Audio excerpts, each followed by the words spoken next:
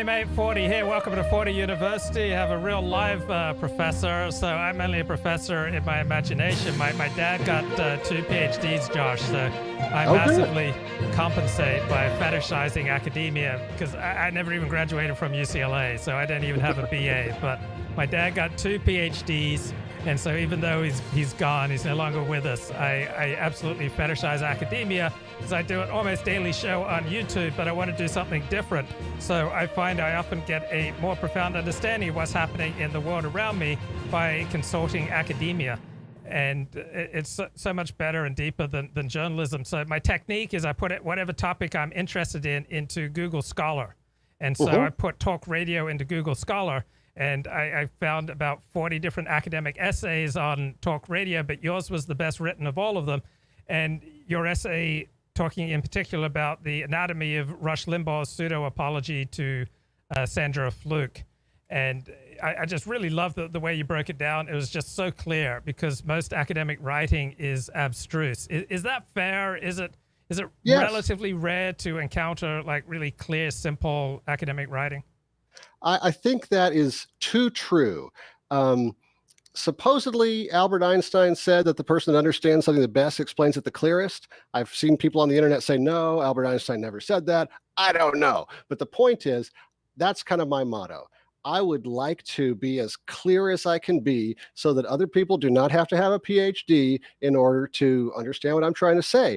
I think some PhDs use academic jargon to obfuscate a little bit. They're not 100% sure, so they make up a new word and no one knows what it means, and now you can't really say they're right or wrong. Not all of them do that, of course. Some of them are just so deep into their field that it doesn't occur to them that ordinary people don't talk that way.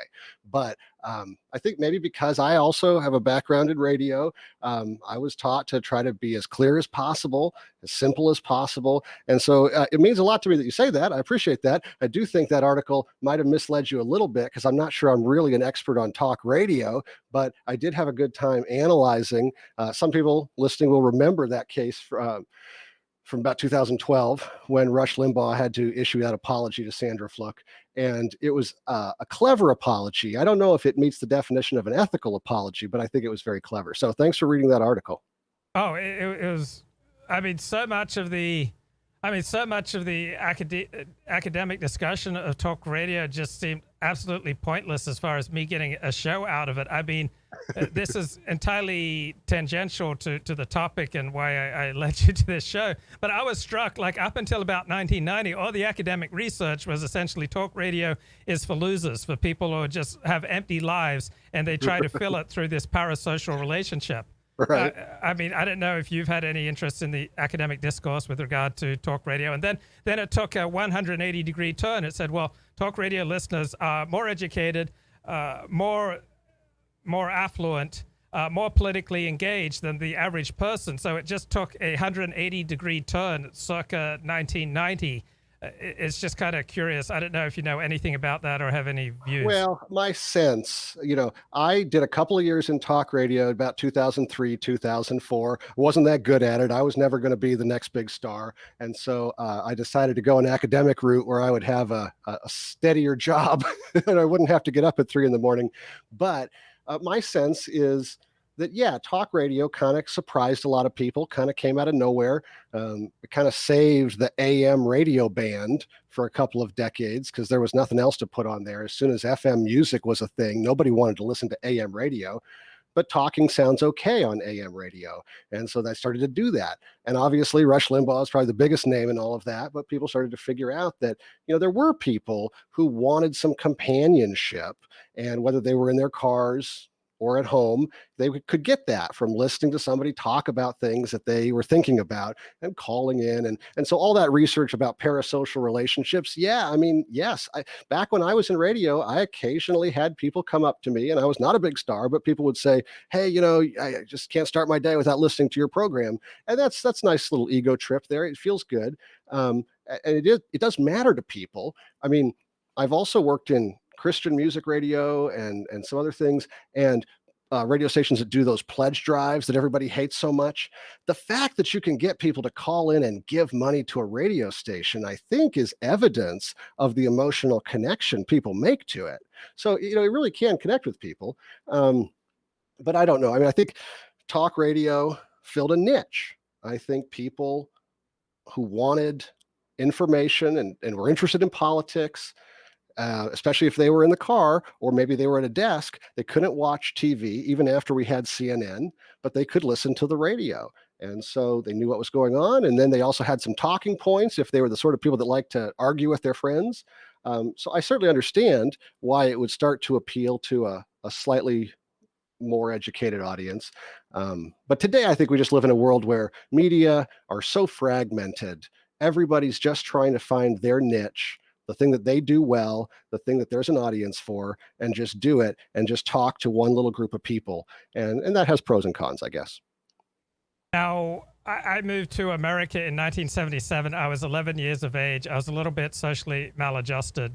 I was socially maladjusted in Australia. I was socially maladjusted in America. And so I did form a relationship with the radio that was very intense. I got a radio for the first time in my life coming to the United States. And the songs that I would hear on the radio, they illuminated everything that I was feeling. It was amazing. And the disc jockeys, they also seemed to know what I was feeling. They picked me up when I needed a pickup.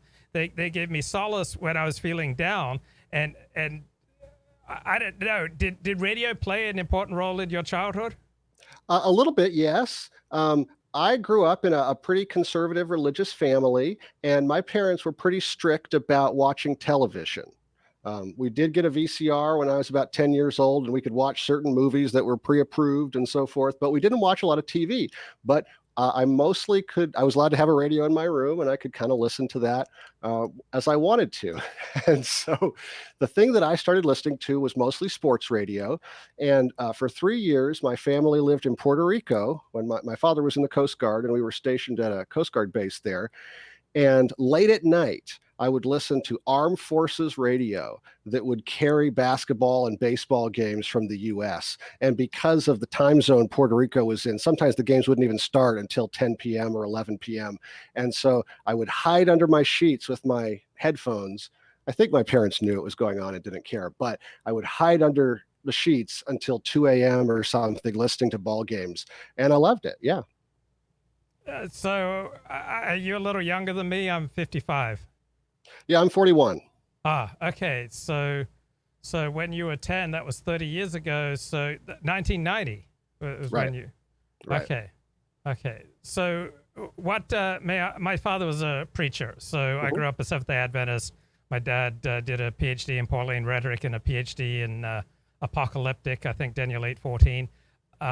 What denomination did you grow up in? Well, because we were a military family, my early years, we kind of moved around different denominations. But when I was 9, 10, 11, we kind of settled into a Presbyterian church. And my family still attends a Presbyterian church here in Texas. Oh, interesting. And what about rock and roll? Surely your parents had a problem with rock and roll? Oh, yeah, we had a problem with rock and roll when I was young. I can't remember exactly how old I was, but I had a friend who started listening to not regular rock and roll, mind you, Christian rock and roll. Okay, but I thought that meant he was going to go to hell, and I tried to save his soul by telling him to stop listening to it. And my parents found out about this, and they said, "You know what? That's not really. Maybe you've got the wrong idea. We have concerns about some of this music, but we don't think that this sends people straight to hell." And so they kind of realized that I was maybe a little too zealous about some of the rules that I learned growing up. And my teenage years were a period, I would not say they were a period of rebellion, but they were definitely a period of reevaluating some of the things that I heard as a child and saying, you know what, maybe some of these rules are not necessarily rules from God that everyone has to follow. Maybe some of these are just personal differences, and there's a little bit of room to disagree. And so, I mean, I still consider myself a Christian, and I'm glad for my upbringing, but I'm definitely not quite as, I know it's a pejorative term, but I'm going to just say rigid. I'm not quite as rigid as probably I was as a youngster. And what about rock and roll? Did that play a role in your life? Well, I went on to work for a couple of radio stations that played contemporary Christian music. And the Christians who don't like rock and roll don't like contemporary Christian music. And by that, I mean Amy Grant, Michael W. Smith, Stephen Curtis Chapman, Jars of Clay. I've been out of it for so long, I don't know who the big bands are today, I'm afraid. But I worked for those sorts of radio stations, and my parents were a little uneasy with it when I started doing that in high school, but they didn't tell me not to. And I did it through college and for a few years after college. Um, and, I kind of got tired of it, to be honest with you. But I know there are many people who love it, and I think that's great. So you never had a stage where you were all up into secular rock and roll music? Now, my knowledge of mainstream music is embarrassingly weak. I was playing Trivial Pursuit with some friends one night, and I had to read the question, and I read it. I said something like, "Who's the lead singer of the band The Fugees?" And everyone laughed at me, and they corrected me. So I'm pretty uncool as far as that goes. What's The Fugees? I've never heard of them. Well, I think that is, I think Josh Duhamel was dating the lead singer for a while. Anyway, I think it's the Fugees, actually, is how you're supposed to say it. But it's totally outside of my wheelhouse. So did you have a time when you totally left Christ behind? No, mercifully, I did not. I mean, I say that because I'm glad to be a Christian today. I had a period in high school where I was sort of seeing a girl that my parents didn't know about behind their back. And when they found out about that, we had a talk, but that didn't end up, going terribly far. So I don't think I never really had a time where I didn't consider myself to be a Christian or where I thought that my religion was nonsense or something like that. So, and maybe that's a little bit unusual for people. A lot of people go through ups and downs. But I'm kind of low drama, I guess. Yeah. And how on earth did you become an academic? And at what point in your life did you suddenly get that vision of a life in the academy? Well, I worked in radio before college and through college and after college for a few years. My wife is an attorney. And so we moved to Oklahoma. We met in college in Arkansas. We moved to Oklahoma in 2008. And I got a job at a radio station in Tulsa. And she was making pretty good money with a law firm there. And one morning, after our morning show was over, the boss came in and he said, at 3 p.m. today, we're going to flip the switch, and this station is going to be a different format. And everybody who's part of the old format is laid off. And we're having a big 11 a.m. staff meeting to announce the change to all of our salespeople and everybody else. And you need to be out of the building by the time that happens. And that was a pretty kind and gentle radio firing based on what I've heard. Other people show up and their key card doesn't work anymore. And that's how they discover they don't have a job. People get called out in the middle of their air shift and not allowed back in. So it was still startling to me, but I kind of knew it could happen at any time. And I reflected on my career and I said, you know what? I like radio. It's fun, but I am not good enough at it to be one of those big stars who has really good job security and makes a lot of money at it. I am good enough to be a journeyman radio disc jockey who moves from town to town and makes $35,000 a year doing radio. And I'm not sure that that's fair to ask my wife to move for that. And I'm not sure that that's what I want to do for the rest of my life. But I do love to talk. And if I become a teacher, I can force people to listen to me talk, right? So I had taught a couple of classes as an adjunct instructor while I had been working in radio, and I thought teaching was a lot of fun. So I went to the Oklahoma State University and got a master's degree, and then I went to the University of Oklahoma and got a PhD, and that's kind of how it all started. And what did you do your PhD thesis in? My PhD thesis was a study on corporate apologies for a data breach. At the time, there were a lot of news stories about companies getting hacked and data breaches. And I thought, one of the things that was already out there in the literature was when you are responsible for a bad thing, a crisis or whatever, you need to apologize. If you're not responsible for it, then you can make excuses or you could respond in other ways. And I thought, data breaches are really interesting because whose fault is it? Obviously, it's the hacker's fault. The company did not want to get hacked, but the the public kind of feels like the company had a responsibility to keep people's information safe. And so maybe they fell down on the job. And so I thought, different people will have different reactions to this. Maybe I can get a nice range of opinions about this. So I did a couple of things. I did an experiment where I gave people different versions of different corporate apologies to see which one they liked the best. And then I did another thing where I asked people to write their own apology that they would like to receive from a company. And there was a lot of overlap. Mostly people, I think, they kind of know what an apology is supposed to sound like because everybody is familiar with the concept.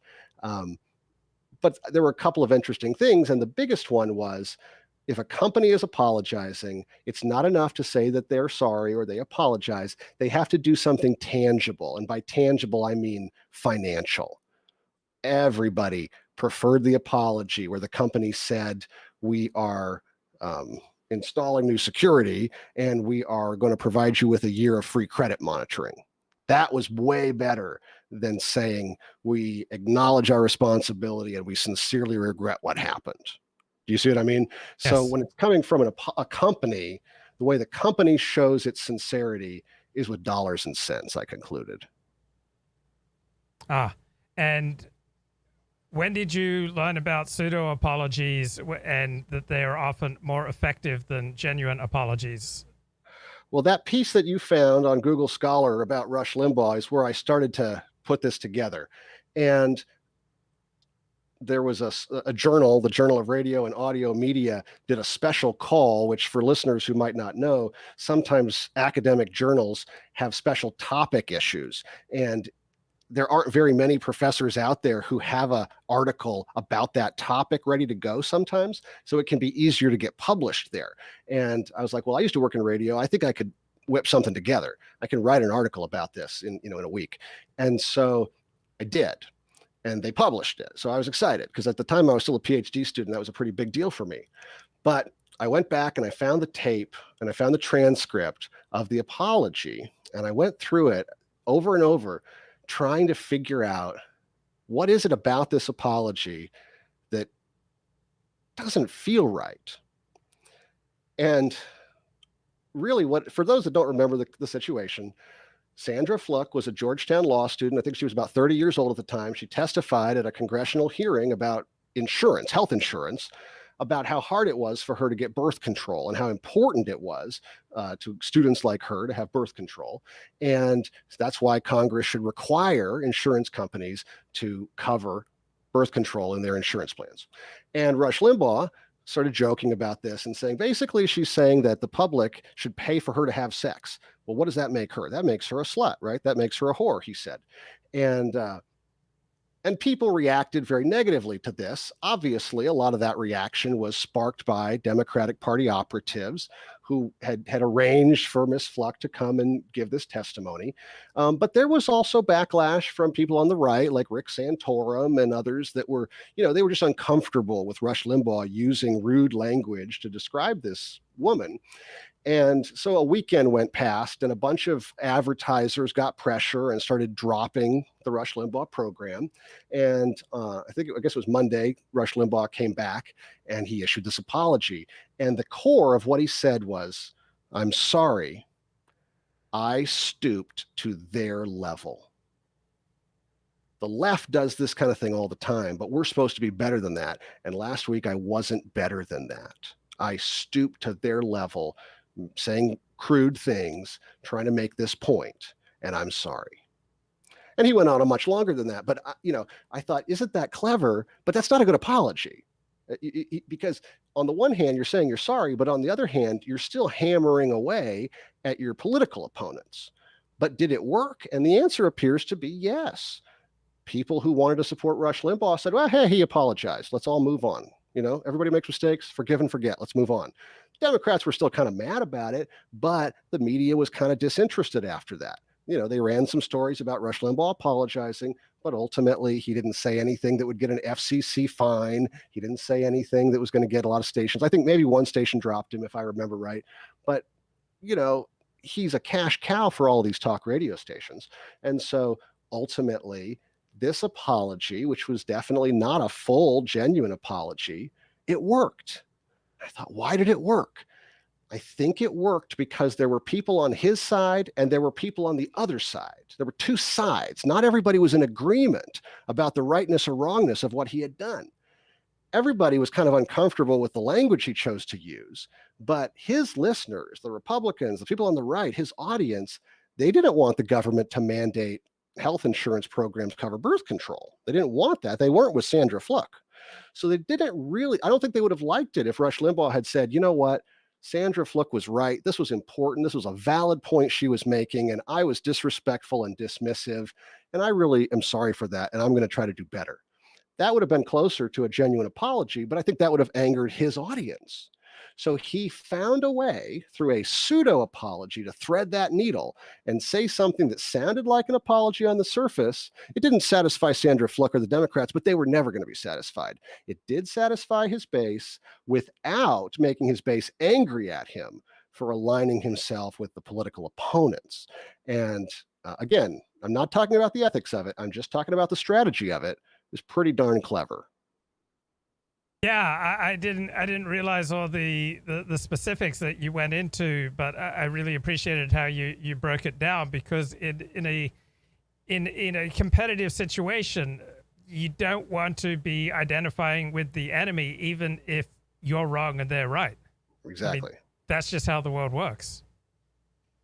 I mean, Yeah. this isn't church. This isn't seminary. I mean, this isn't like some moral abstract. In the real world, like we should naturally have a tribe or an in-group, and in the real world, you don't want to go identifying with your in-group's enemies if you want to maintain your in-group status. Yeah, I mean, that's in some ways that's unfortunate, but I do think that's sort of the reality of the world we live in. Yeah, I mean, it's unfortunate in that we're not living in heaven. Right. But for this world, I mean, anyone who starts identifying and apologizing to your in-group's enemies is going to lose his in-group, and he's going to be very lost and alone in the world. And I mean, some people are made of such stern moral fiber that they can go through with that. But most people, it's a really bad strategic decision. You Right. don't want to publicly go against your in-group. I think an example of that would be the so-called never Trump Republicans. Oh, yeah. Right. There are people in that group, and this is not necessarily people that I agree with or disagree with, but there are people in that group who used to be darlings of the right. For example, the magazine National Review used to be very well respected on the right, and I guess it still is to some extent, but it lost a lot of luster when it came out against Donald Trump. And there have been people that have left that magazine because they felt like it came back to Donald Trump in the last 4 or 5 years. And they're now, building their own media empire. And I wish everyone well in their careers, but I don't know if it'll work out long term or not. But it's certainly, these are people, names like Jonah Goldberg or David French, that people on the right might know, that were pretty popular, at least among sort of right-wing intelligentsia back in 2015, and are persona non grata in some quarters now because they chose to go against the tribe. Now, what about someone who's really, I assume Presbyterians have something of an in-group. I mean, sure. Okay, so they have an in-group identity, and then I'm thinking, like, who would be the biggest enemies of Presbyterians? That it would be a really bad decision for a prominent Presbyterian to make a fulsome apology to. I mean, would it be Muslims? Right. Would it be Methodists? Would it be Seventh-day Adventists? Would it be Catholics? Who would it? Jews? Who would it be? Right. Well, if we're talking about sort of the grubby church politics, right? I guess the Presbyterians have a pretty long-standing adversarial relationship with the Roman Catholics. Yeah. And of course, lots of Protestant Christians perceive a pretty strong adversarial relationship with Muslims. Yes. I would say if you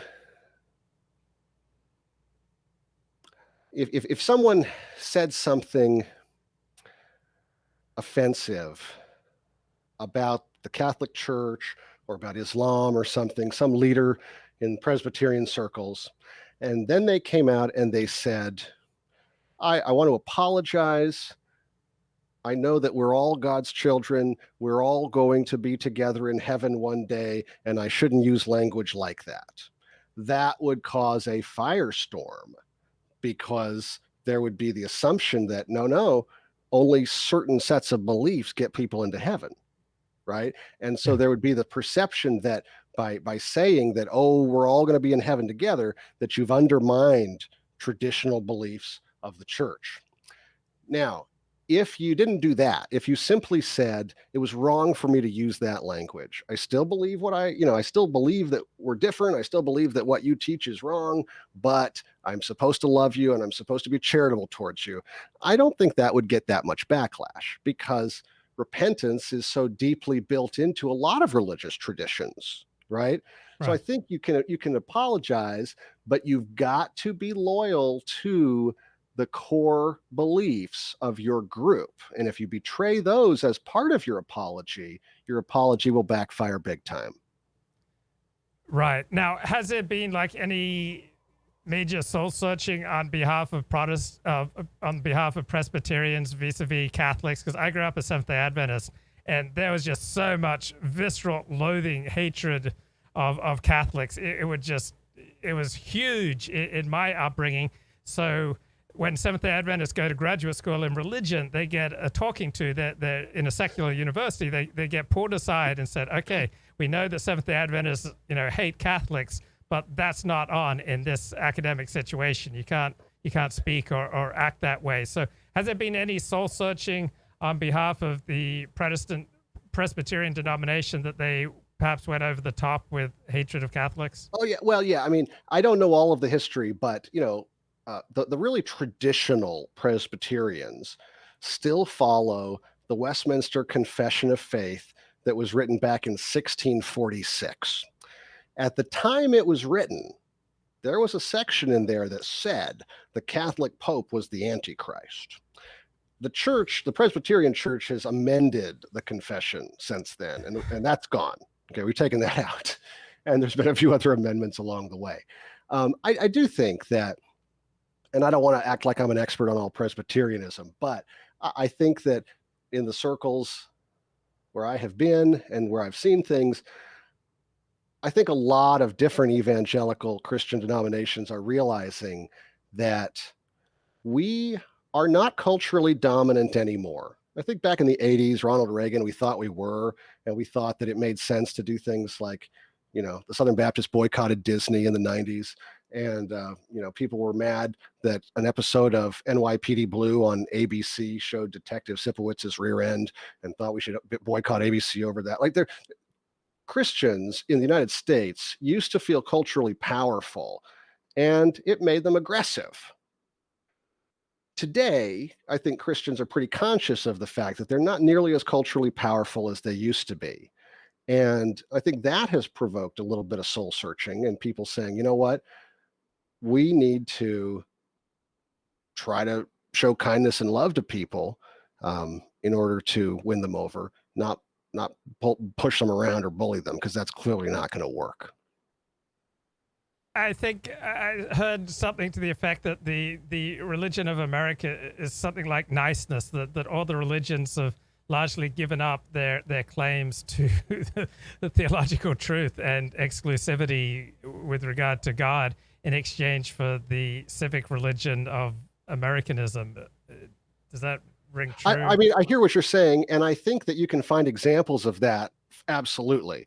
When it comes to Presbyterianism, there are different even among Presbyterians, there's more than one flavor. Okay, the Presbyterian Church USA is the biggest Presbyterian denomination. It's one of what people call the mainline Protestant denominations in the United States, and that's not my denomination. I don't want to speak on their behalf, but there are other smaller Presbyterian denominations that would at least claim that they're trying to hold the line on some of their doctrinal beliefs. They're trying to say, no, you still have to believe certain things to be a real Christian.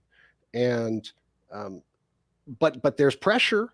There's always pressure, because we do live in a society where we're supposed to be tolerant. We're supposed to live and let live, and figuring out how to hold certain beliefs that are by their very nature exclusive without being uncharitable to other people is something that a lot of people, it's challenging. No, it's impossible. But I mean, you can finesse it by compromising one way or another. Well, people do, of course. And then, so there's two ways to do it. One is to give up certain beliefs in order to be popular or to not seem like a jerk. Or the other is to accept the fact that some people will see you as a jerk. Those are your choices. Yeah. Yeah. How you are an associate professor at Texas Christian University. How Christian is your university? I would describe Texas Christian University as sort of nominally Christian. The university has an affiliation with the Christian Church Disciples of Christ, which is another mainline Protestant denomination, pretty big tent. But when I was hired here, nobody asked me any questions about religion. And I interviewed once for a job at Baylor University, which is a Baptist university, and they asked me quite a few questions about religion there. And I didn't get the job, so I don't know what that means. But at TCU, that didn't come up. There are people here who are Christian, and part of that is because it's Texas Christian University, but part of that is because it's Texas Christian University, if you know what I mean. We have a lot of students who are Christian, but we also have students from many other faiths. Nobody is required to go. There's no chapel requirement like some Christian colleges have. And the core curriculum does require people to take a class called Religious Traditions, but people can choose any religion. So it could be a class related to Christianity, but it could be related to Judaism or Islam or Buddhism or something else. And so, really students can choose to be involved in Christian organizations on campus, but it doesn't really come from the top. Now, I believe you're an associate professor, and the difference between, as I understand it, between associate professor and full professor is that full professors have tenure. If that's accurate, what do you have to do to get tenure? Well, so fortunately, there's three ranks. There's assistant professor, associate professor, and full professor, at least at TCU. And a lot of other universities have a similar scheme. So I did get tenure year and a half ago or so. Oh, congrats. So thanks. So, I mean, I have come to believe that tenure doesn't protect you if you do anything that makes the news. Yes. Okay, but as long as you are doing your job, then you can hope to have a lifetime sinecure, unless, of course, there are financial exigencies, and COVID-19 represented a financial exigency for every university in America. So I try not to rest on those laurels, but it is nice to have it. If you don't get it, you got to leave. So assistant professor is normally the first 5 years, and then you can be considered for tenure, and you're promoted to associate professor. And then the promotion to full professor is mostly just an increase in salary that comes later on. And I think it's because they figured out that it's terrible to take away all incentives from your employees. You have to give them something to keep working for. They'll just be terribly lazy. I used to do a show every week with a tenured professor. Mm-hmm. And I said to him one day, we were like largely doing the show on the weekly Torah portion. I mean, he was not Jewish, but it's just kind of an excuse to talk about anything with a polite sounding name on it, this week's Torah portion, and then we just go off in many directions. And then I said to him, hey, we should do a show comparing Torah with Mein Kampf. Okay. And I thought it was like a great topic, compare and contrast in-group, out-group dynamics, the pagan worldview versus the theistic worldview. Anyway, he got fired. Oh, no. Yeah. He was tenured, and he lost his job in large part because I said to him, let's do some shows on Mein Kampf. And he got a little discombobulated. He took it a little too far. To me, it was like an academic exercise. And he started going, oh, wow, Adolph's, got a good point here. Oh, no. Oh, no. Well, I had a professor when I was in grad school who used to work at Tulane, and then Hurricane Katrina hit New Orleans, and a bunch of people got laid off. And so he ended up at Oklahoma State when I was a student there. And he said, you think tenure is a guarantee? It's not a guarantee. And so, there are pros and cons to the tenure system. That's not really the point, but I try not to live as if I can do anything I want now. I'm trying not to take responsibility because he took it like way beyond what I was thinking of. But I introduced him to the book and suggested to him the book that just turned his life upside down. And I'm trying to tell myself I'm not responsible. Like what he did, it's like I offered him, a marijuana cigarette and then he started doing crack. So I keep telling myself I'm not responsible, but like I do feel a little bad. And so I make a jihad on this show against the zombie bite theory of information. I say there's no, information does not act like a zombie. It does not turn you into a zombie. Like if I get you to read Mein Kampf or I get you to read Communist Manifesto or anything else, no information is going to make you go any direction that you want to go. And it seems like most people believe in the zombie bite theory of information. For example, that YouTube videos radicalize people. I don't believe that YouTube videos take anyone where they don't want to go. Do you have any thoughts on there's this? a long history, I shouldn't say long history. The study of communication, especially media as an academic field, is relatively young. We mostly steal theories from psychology and sociology and wherever else we can steal them from. But it started really in earnest with World War II. And with people who felt like Adolf Hitler was incredibly successful with propaganda. And there was some videos, some movies that were made by the US government called Why We Fight, trying to stir up patriotism and support for the war effort. And the researchers were trying to figure out how do we persuade people. And at the time, they were using phrases like the magic keys of persuasion. And early communication researchers referred to their work as a magic bullet theory or hypodermic needle theory. And the idea was if you could just get the right message and the right medium, you could just shoot it into people and it would change them. And Yale had some professors doing a lot of research on this, and over they came back with very disappointing results. They could not figure out how to create a message that would persuade everyone. And so the pendulum kind of swung. First, it said, oh my goodness, communication is magic. And if you just blast it at people, you will turn them into zombies. The pendulum swung back the other direction to more of a limited effects model that said, you know what, communication doesn't actually do that much. And today we're probably somewhere in the middle where we say it depends on the context, it depends on the situation, it depends on the person. There's all these variables. Communication can be very powerful, but it can also be a big dud. So I think that's pretty consistent with what you just described. Yeah, it will let you go in a direction. Like if you are just latently, even non-consciously frustrated with your life and you want to blow things up, communication, like a book can offer you an opportunity to, blow things up and to start your life in a new direction. But even with hypnosis, even when you're under hypnosis, you're not going to do anything that you don't want to do.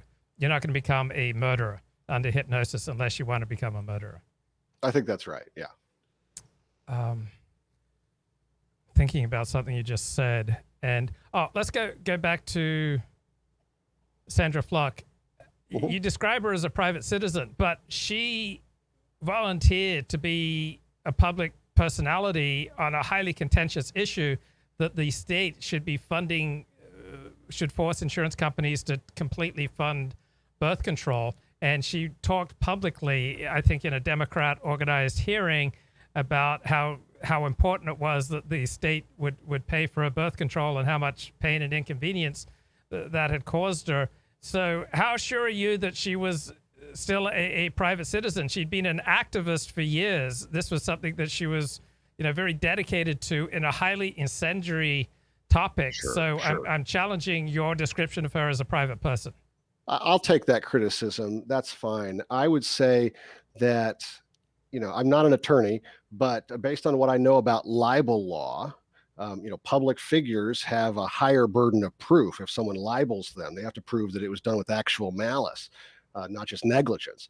I suspect that if Rush Limbaugh had been sued for libel against her, that she would have had to prove actual malice. She was probably at least a limited purpose public figure in her capacity as a witness on Capitol Hill. So I'll absolutely grant your point there. And the only thing I'll say in my defense is that when I was writing that article, I wasn't very interested in that, because if Rush Limbaugh's strategy for dealing with this controversy had been to say, hey, she's a public figure, she's put herself out there, she's in the arena, she's got to be willing to take the slings and arrows. If that had been his strategy, that would have been really central to the argument I wanted to make, but it wasn't. The argument I wanted to make was that he had a problem, because apologies are about dealing with perceptual problems. When people perceive that you've done something wrong, you can try to convince them that you didn't do anything wrong, but that is a tough row to hoe. And so he decided that the best thing to do was this pseudo-apology, which he did pretty artfully, I think. And so that's what I was interested in. I was mostly just sort of accepting and going with the media portrayals of her. Does studying the mechanics of apologies make one a better person? Well, you can use that knowledge for good or for bad, right? If you understand how apologies work, how to frame them, what to put in there to make people think you're really sorry, you can use that to manipulate people, and that's bad. You can also use it to genuinely try to rebuild a relationship or genuinely repair your reputation if you're really sorry for what you did. So in one sense, I guess I would say, knowing stuff is always better than not knowing stuff. So it makes you a more knowledgeable person. But as far as a morally better person, no, I think that knowledge on itself, on its own, doesn't make you better. I think you have to choose to use it the right way. Yeah. So your essays say that apologies, quote, apologies have become a staple of public discourse. Did this accelerate? I mean, are we doing this more now than 20 years ago, 40 years ago, 60 years ago? And if so, when did we change? When did they become more of a staple? So have become implies that they were not. Yeah. I can't prove what I'm about to suggest. This is not something I've studied carefully, but this is my speculation.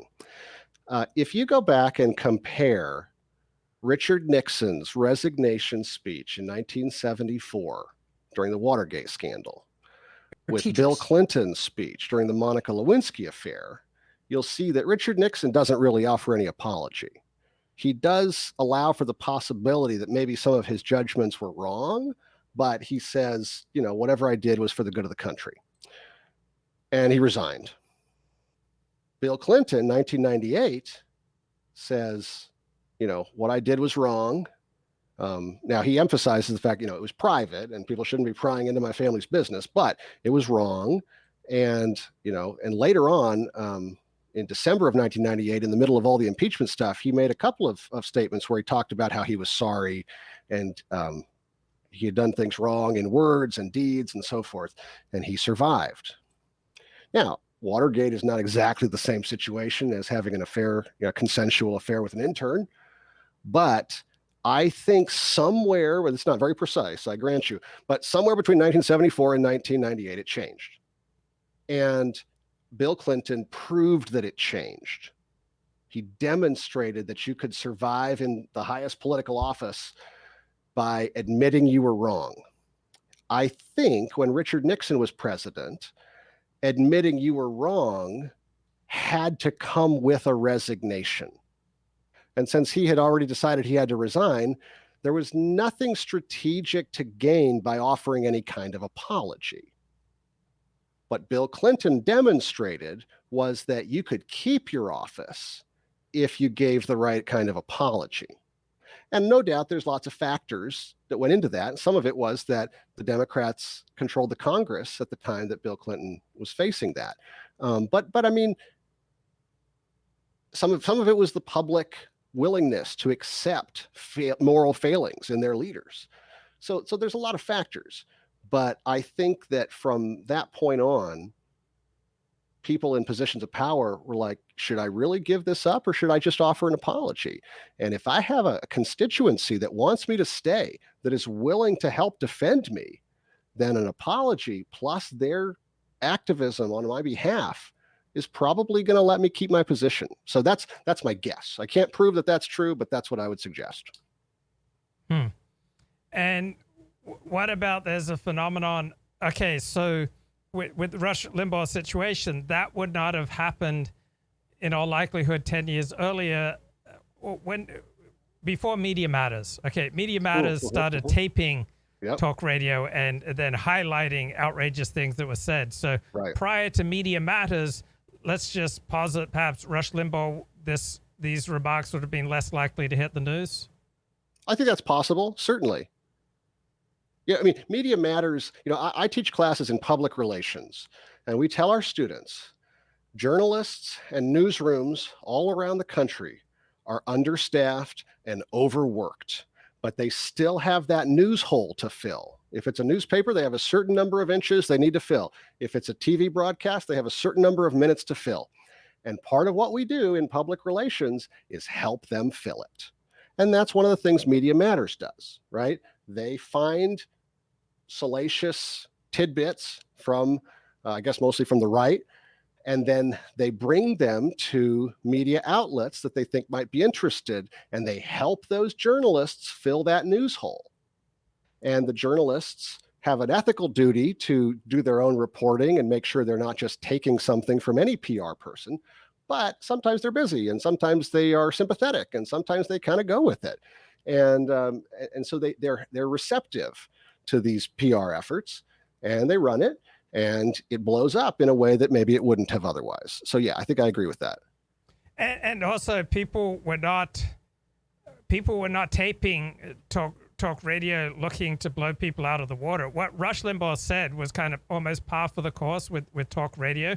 Sure. But we then had the development of the left-wing response to talk radio, which was to start monitoring. So if there'd been no monitoring by hostile actors, then Rush would probably have it wouldn't have been a story. But we've had the rise of monitoring. And so we're taking things out of one particular situation, one particular relationship, where what he said wasn't necessarily a problem. And then putting it on the news where just a person watching hears these remarks out of context. It's like, oh, this is socially unacceptable. And then the advertisers jump in. So just like if you or I had excerpts taken of things we've said in one particular context, and then they were played on the news, we'd be looking to apologize. Right. Context obviously matters. I think the big problem for Rush Limbaugh was that people who would like to support him are being asked about his comments now because there's a tape, because there are news reports, Republican members of Congress, or even ordinary listeners when they see their family. People are being like, did you hear what Rush Limbaugh said? You don't listen to that guy, do you? What a misogynist, what a pig, right? And this creates a problem for the people that want to support him because they have to answer these complaints. And I think that's the biggest reason that he had to address it. I think that if somebody was a Rush Limbaugh fan and heard him say that, they might be like, yeah, come on, Rush. If they were offended, they might be a little offended, but they'd get over it pretty quickly. It's because now other people are bringing it up that it has to be dealt with. Yeah, life is complicated like that. I had a talk radio host who I particularly venerated during a time in my life. His name's Dennis Prager. And when I broke up with a girlfriend, she would call Dennis Prager's office to trash me because she knew that this would hurt me more than anything else that she could do. And then when I started becoming an internet personality in 1997, every time I did something that was edgy or out of bounds, people would either say to me or to Dennis Prager, oh, what does Dennis Prager think about this? And it just became absolutely unbearable. So I had to just make a clean split because everything I would say that was edgy or would just get reported to Dennis, and then Dennis would get questions about it. It was no fun for either one. So people just, even like the biggest idiots, they have an uncanny ability to probe and figure out your weak points. Absolutely. I think that's true. Yeah, so often you have no idea of what's going to happen, but people just, they probe and they find. So I've just been reading this book by moral philosopher John M. Doris on the role of character. So he essentially calls his book Lack of Character, Personality, and Moral Behavior. And so his argument, and this is a very widespread argument, I think this is the dominant perspective in sociology and maybe in psychology as well, that we're different. There's no true self. Like there's no true Luke. There's Luke when I'm talking to Josh, and then there's Luke when I'm talking to Jaime, and there's Luke when he's in an office setting, and then there's Luke when he's at the bar. I mean, there's no true self because every situation brings out different parts of me, and so I'm just thinking that with regard to apologies, one of the elements of an apology is that we want to separate ourselves from something we've said and done, that we want to say this isn't our true self.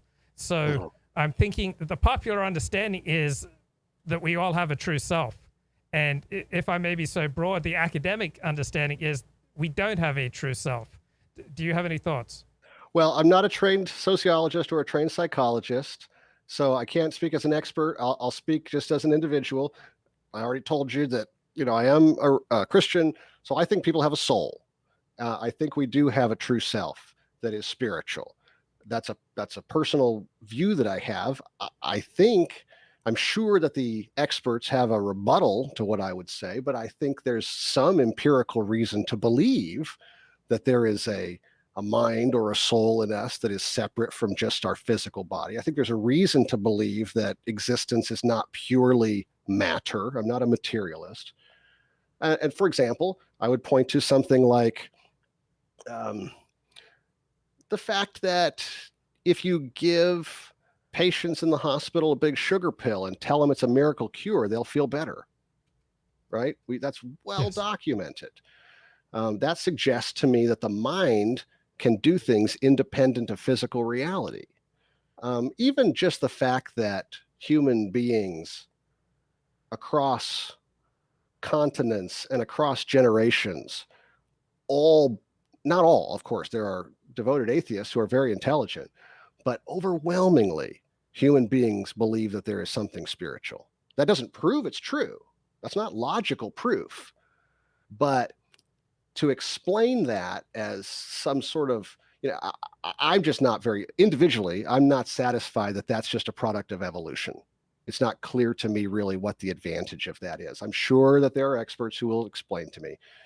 But I think there is a true self. I think there's a mind or a soul or whatever you want to call it. Now, when it comes to apologies, if there is, a moral soul to people, then turning away from wrongdoing, being sorry for hurting others, has a real moral significance to it.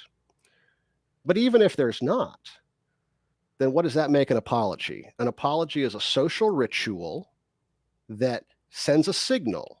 It signals to people that a person recognizes that they have violated social norms and that they have an intention to uphold those social norms in the future. And on that basis, that person can go from being rejected or ostracized to being brought back into the fold, if you will, right? So it still serves a purpose. It's just, it's more of a signaling purpose. Does that make sense? Yes. So we're essentially vowing to uphold social norms in the future, and we're choosing to ignore that there are situations where every one of us is not going to uphold social norms. So I don't know if there are any traits about yourself that you think are true universally in your life, because I would argue to you that there are plenty of situations where these traits are not going to be evident. Okay, I think I guess the question is, does a trait have to be something that's evident in every situation? Can it be sort of sublimated, right? Can it still be there, but be overridden by other things that become more dominant under those circumstances. And I'm just making this up as I go along. Again, I'm way out over my skis here, but I would say I would argue again, and I'm sorry, I don't mean to turn your program into a Sunday school class, goodness, but I think that I think my Christian faith is something that's always part of me. I think it is. I don't, but I must admit, I don't always live up to it, right? So you could certainly come back and you could say, well, aren't there times when you don't act like a Christian? Yes, there certainly are. But even in those moments, I recognize that the beliefs of my faith are that people fall short and people need to be sorry when they do that. They need to repent. They need to ask God for mercy. And that's still part of me, right? So I guess that's the best I can think of to try to suggest that there is something about me that is consistent, but it's not consistent in my actions. Yeah, I'm trying to argue that it's consistent in my beliefs. But if a person is measured just by their actions, then of course, no one is consistent with their actions all the time.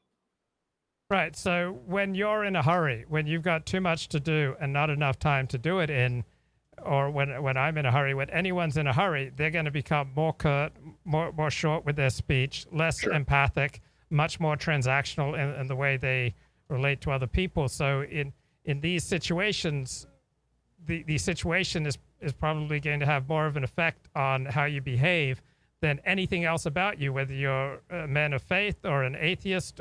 Also, if you're in an alley fighting for what you feel like is your life, with someone where it's like it's either him or you, that situation I'm sure is probably going to affect you more than anything inherent in you. And also when you're in competition, like the more competition that you feel in your situation, the much more likely you are to be spiteful. Right? When we feel the pressure of competition, we're going to be much more likely to want to lash out at other people and even like take a wound ourselves if we can, really administer a good wound to other people. So whatever one's perspective, the situation has a profound effect on us in ways that most people don't think about. No, I agree completely. Context matters, situation matters. Do you think that we have to choose one or the other? Because I think it's possible to argue that there is a true self, but that true self can be buffeted and can look different, can make different choices based on the situation. I don't think every action or every choice changes who we are. But I mean, do you think that to be logically consistent, we have to go all one or all the other? No. So these ideas are new for me, but I've really embraced them because for me, I have a problem with idealizing and devaluing people. I have had a lifelong habit of taking people I don't know very well, such as people on TV or people on the radio, and putting them on a pedestal. And it's like, Dennis Prager, here's an honest man. Dennis Prager, here is a courageous man. Like Dennis Prager, here is a clear thinker. And at the same time, like members of my family, they're just so flawed, like just devalue them, or people I know well. So I've had a lifelong history of this, and I'm sure Jordan Peterson has been going through something like this. He is a huge hero to thousands of young men who would tell you that Jordan Peterson is courageous, Jordan Peterson is clear, Jordan Peterson is a truth seeker. And I just found situationism so helpful because there's nobody who's courageous in all situations. Like courage is highly situation dependent. The person who's courageous in one situation is going to be absolutely cowardly in another situation. The person who tells the truth in one situation is going to be the fount of falsehood in another situation. The person who you think is clear in one situation is going to not have a clue in another situation. And so when we idealize people or devaluing them, is because we're only seeing them through certain situations. And so like dating and falling in love and the power of the erotic, we fall in love because we only see people in certain situations. Then when we get married, I assume I've never been married, when we see them in more situations that that puppy love, that juvenile, love and lust thing is completely changed into something that I don't know anything about. But I presume it's there because we're seeing someone in more situations. And so it's often been, falling in love is often being compared to a mental illness. And I think it only happens because we see people in certain situations. So if someone has my problem of idealizing and devaluing, understanding that whoever you think is courageous, Luke, they're a coward in a different situation. Whoever you think is a truth teller, they're a liar in a different situation. Whoever you think has this virtue, in other situation, they have the vice. I don't know if anything there you wanted to comment on. Well, I'll say a couple of things. I think I would be surprised to meet someone who tries to argue that the situation does not matter at all. I think it's self-evident what you're saying, that the situation does matter. That's why parents worry about who their children hang out with, right? If you hang out with the wrong group of friends, you might get into trouble.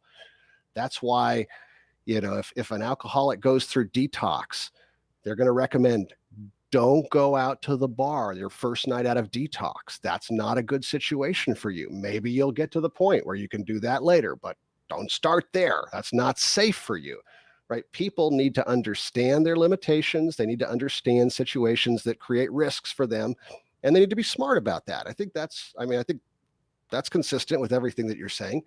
I think my wife probably a little rueful after we got married to discover what a loud snorer I was, so yeah, things changed to some extent.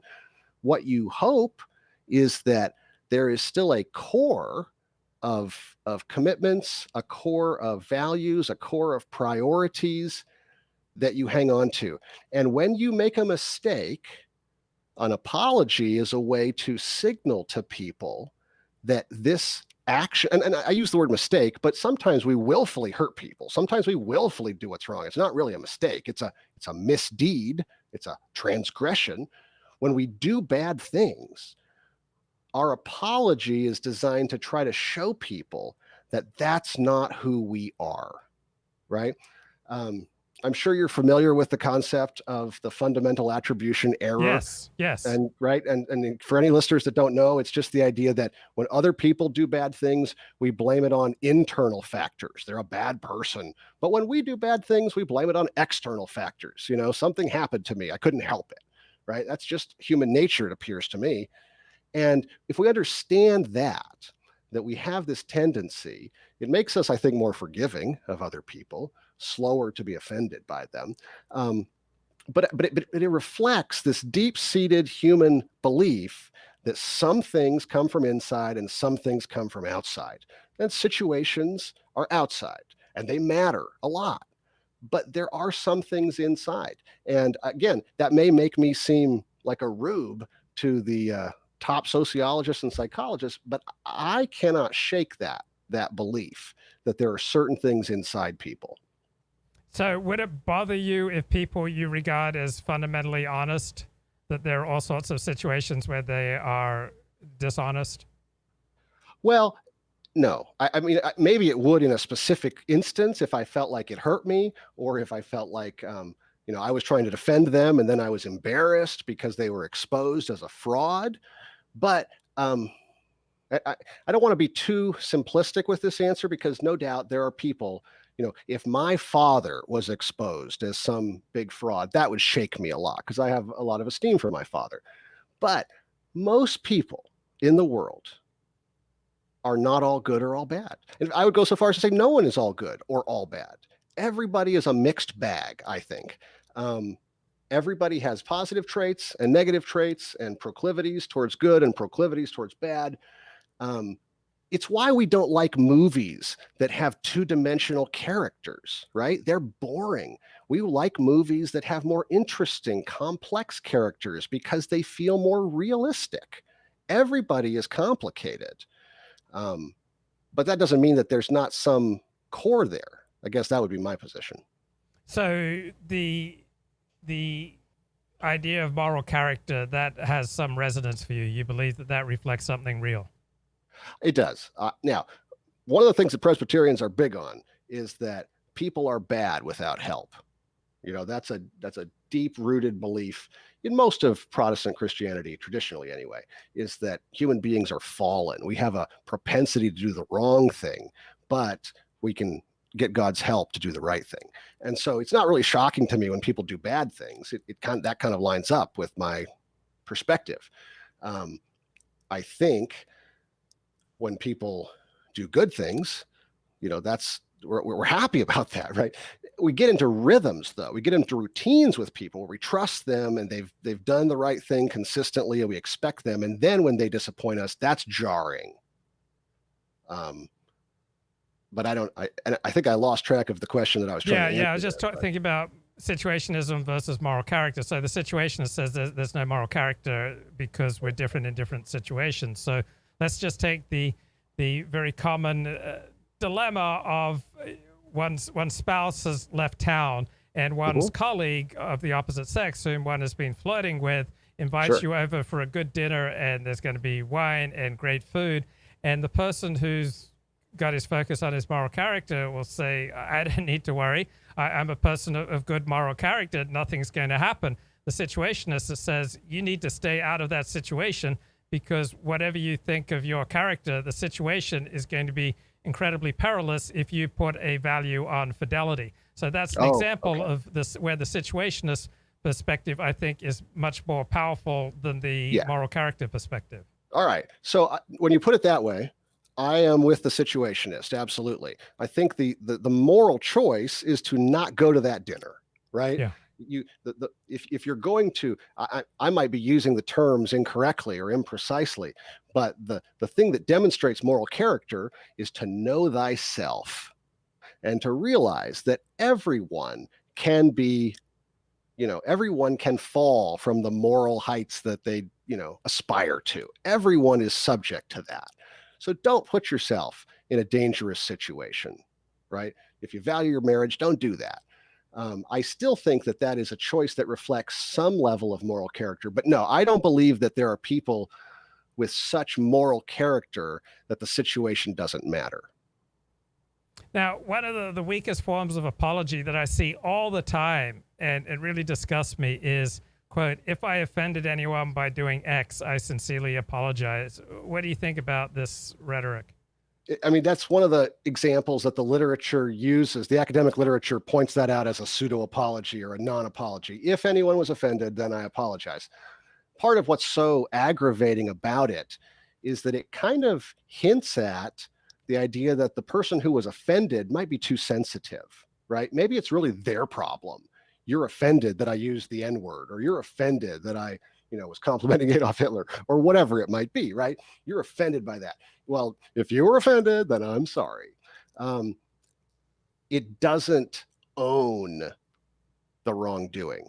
So it's not a real apology. A real apology needs to accept responsibility for the wrongdoing and express remorse, and either explicitly or implicitly promise not to do it again.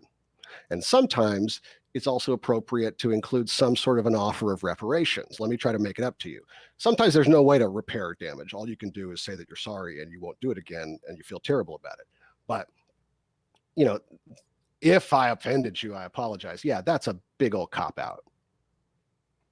Now, it feels new to me. When did we suddenly start getting offended by people, I don't know, using the N-word or saying negative about the transgendered? Or, I mean, there seems to be a massive explosion in being offended by things that aren't directly related to you. It's just like if someone says something negative about my group, I am now offended. This seems new in American history. At least we've had a substantial explosion of feeling offended over things that don't directly concern me. Sure, but we probably have things that 50 years ago would have offended people that don't offend us anymore, right? So probably there would have been a time when lots of people would have been offended if someone said "God damn," even if they weren't religious, right? Like, I'm not a Christian, or I'm not Jewish, I'm not Muslim, I don't care if you talk about God, but I'm still offended that you said that, because that's a violation of a social norm. And, the strongest, the highest social norm that we have of things that don't constitute actual criminal offenses, I think right now, is the use of the N-word, right? That'll get you canceled. And so if you know that this is a social norm, we don't say this word as a society, and obviously not every individual in society agrees with that, but if society has said this is our new social norm, we don't say that for whatever reason. How did we get to that point where that's the thing that, is the worst thing?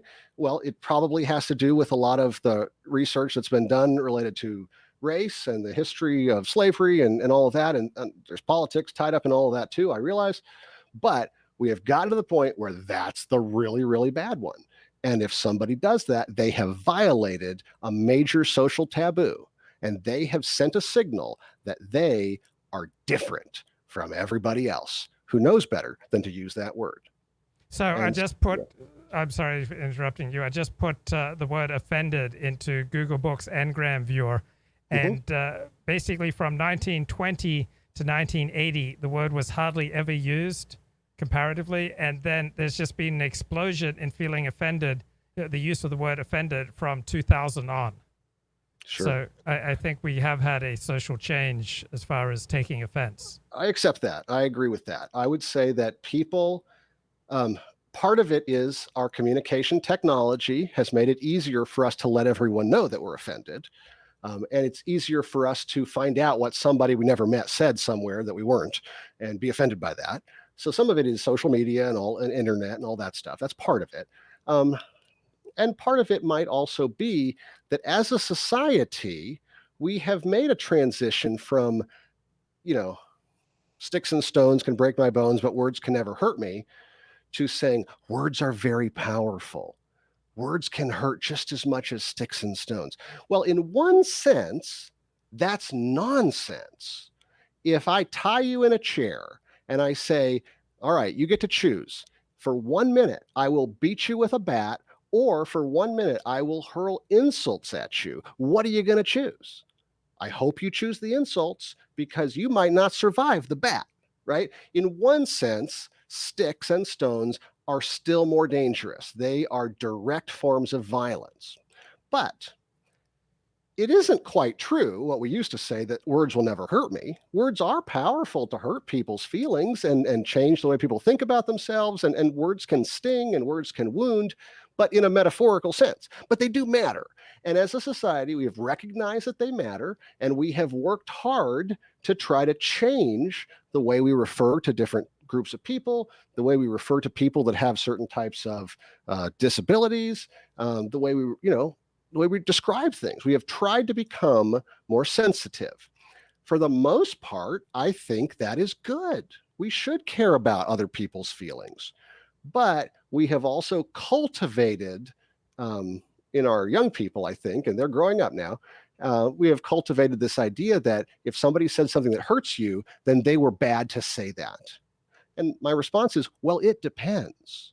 It depends on whether it was true or false, and it depends on whether it was needlessly cruel or whether it was just accurate, right? If I give a student a grade and I give a student an F and I say, this wasn't acceptable work, I'm sorry, this doesn't get a passing grade, this gets an F. There are students that might say, boy, Dr. Bentley is so mean. I can't believe he would say that to me. But I would defend myself and say, look, I'm just describing what happened. That was just true. On the other hand, if I say to the student, I can't believe you're even in college, you're an embarrassment, you're never going to amount to anything, then I deserve probably to get fired for that, because that was needlessly cruel. I don't have any way to know if the person's going to amount to anything. There are lots of people who amount to things without passing one of my classes, and so that's not acceptable. But we have trained people to think that anytime my feelings are hurt, the speaker must have done wrong. So I just put apologize into Google Books NGram viewer, and from essentially 1880 to 1940, quite low use of the word apologize. And then it starts creeping up in the 1950s and 1960s into the 1970s. And then there's an explosion in the use of the word apologize after year 2000. And I have a theory. So prior to 1960, being a victim was considered uncool. Virtually nobody wanted to be thought of as a victim. So, for example, after World War II, there was no initial use of the word Holocaust. Like if you'd asked someone in 1948 about the Holocaust, they would not have a clue what you're talking about. And if you'd applied it to World War II, they would have thought about the 60 million people who approximately died in World War II. Then in the 1960s, we had an explosion in the power of victimization. Jews, blacks, Latinos, homosexuals, everybody wanted to be a victim group because being a victim was powerful. And so I would posit to you that the reason that we've had an explosion in apologies is that we've had an explosion in the power of conceiving of oneself as being victimized and belonging to a victim group. Well, I'm open to that argument. I would say, I mean, we're not really saying whether it's appropriate to be a victim or not. In some of these cases, obviously, there's real victimhood, right? Genuine victimhood and people who are really victims. In some cases, there may be people who are trying to jump on a bandwagon. That could be.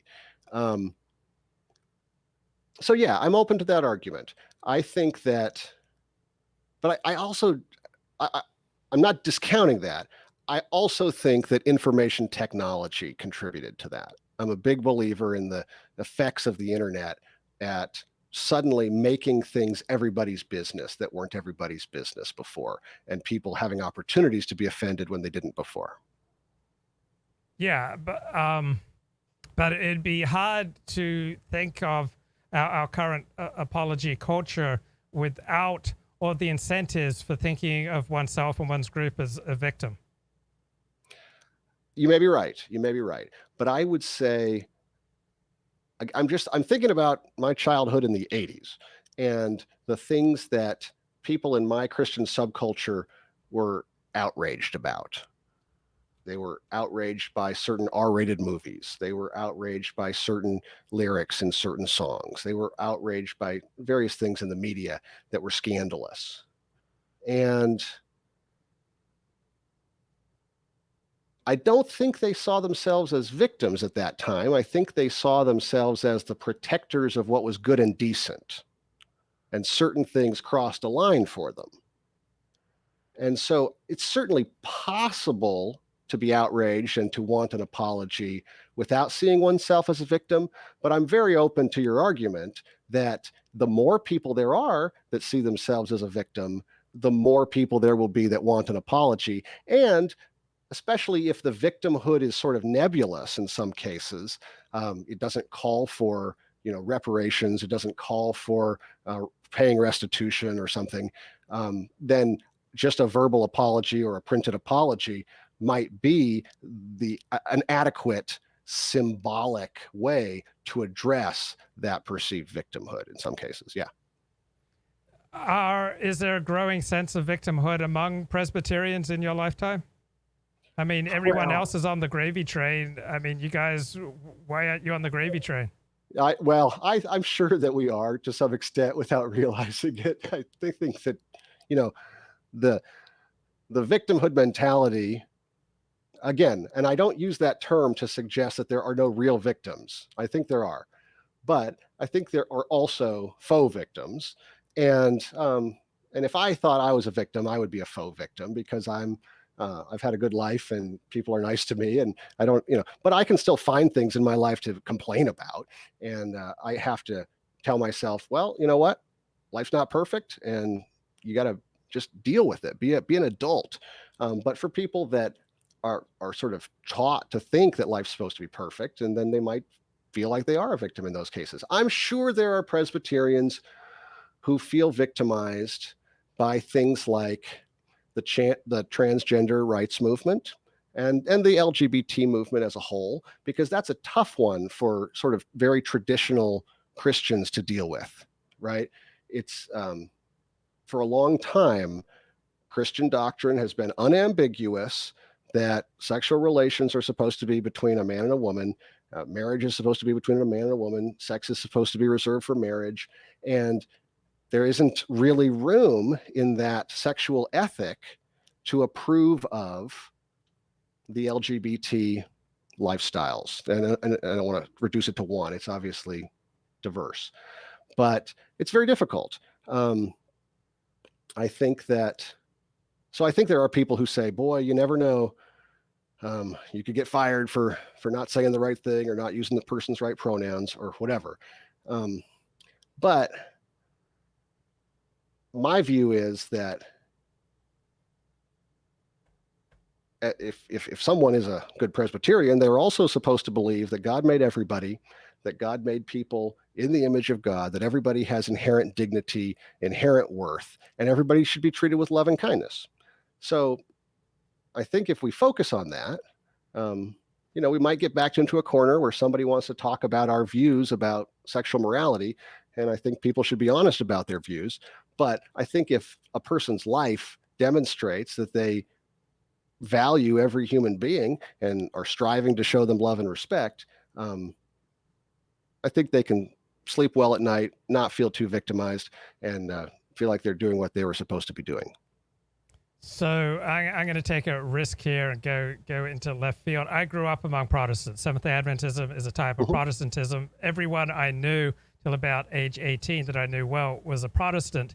And one thing I noticed, that there was no veneration of the idea that you can treat outgroups differently than your in-group. There was no idea that it was okay to screw over an outgroup. I mean, it's not that the people I was around were good or, always good and kind people, but there was not this in-group, out-group difference that I've noticed upon converting to Orthodox Judaism, and now I see it all over the world.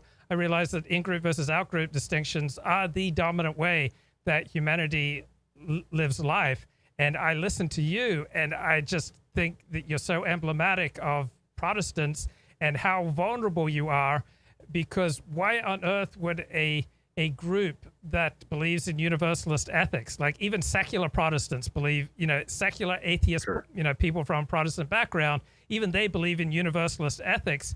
And then I'm just thinking how vulnerable you are to everybody else on earth who believes that, screw the outsider. We have no obligations to the outsider. Let's just get everything we can for our in-group. So in an increasingly diversified America, I'm just thinking how vulnerable you are, because you're competing in a sense against those who, most people don't believe in universal ethics, to my shock. Most people believe that there's one standard for how you treat your in-group and a considerably more relaxed standard for how you treat your out-group. And I'm just thinking, mainstream Protestants, you're not long for this world, because that really nice ethic you have is going to make you, it makes fantastic countries when you dominate. Like you Protestants have produced, the highest trust societies, generally speaking, according to corruption perception indexes. But how vulnerable you are to being outcompeted by those who don't give a damn about outgroups, which is the majority of the world's population. Well, I hear what you're saying. Here's how I'm going to respond to that. If what Protestants believe is true, then that means that there's God on their side, right? And that means that there's hope for them to survive, because God could do whatever. If what Protestants believe is not true and God's not on their side, then I don't really care if they disappear. Right? That's it's good response. Either a true belief system or it's not. Yeah. Yeah. That's really good. So how did you come to have a subspecialty in public relations? Did it grow out of your interest in apologies, or did your interest in public relations come first and then apology second? Well, to be honest with you, it was a pretty pragmatic choice on my part. When I did my master's degree, I still thought I might do something with radio or broadcasting. But when I started my PhD at Oklahoma, the faculty there had some really top level, nationally known public relations people. And I realized that that's where the growth in academia was at the time. Journalism is obviously struggling, and even broadcasting is struggling a bit with YouTube and everything else. And so there's not a growing number of jobs in some of those specialties, but strategic communication, advertising, and public relations is still growing. partly because in some ways, and this is not a good thing necessarily, in some ways it's taking over for those other specialities. So I made a pragmatic choice to focus there, and I didn't have too much trouble getting a job after my PhD was done, and it has worked out well. Now, once I started reading about it and learning about it, I got interested in it, and I saw a lot of things that were compelling about it. So I'm glad I made the choice, but it didn't start from my just deep love of knowledge. It started because I wanted a job. Yeah, from my background in journalists, I always just despised publicists as paid liars. I mean, you say publicist, I think paid liar, but as I've dealt with so many of them, some of them became friends. Like I really, really came to like them. And so as a journalist, I think many journalists, we just have an instinctive loathing of publicists. Did you have to overcome any internal prejudices you had against publicists?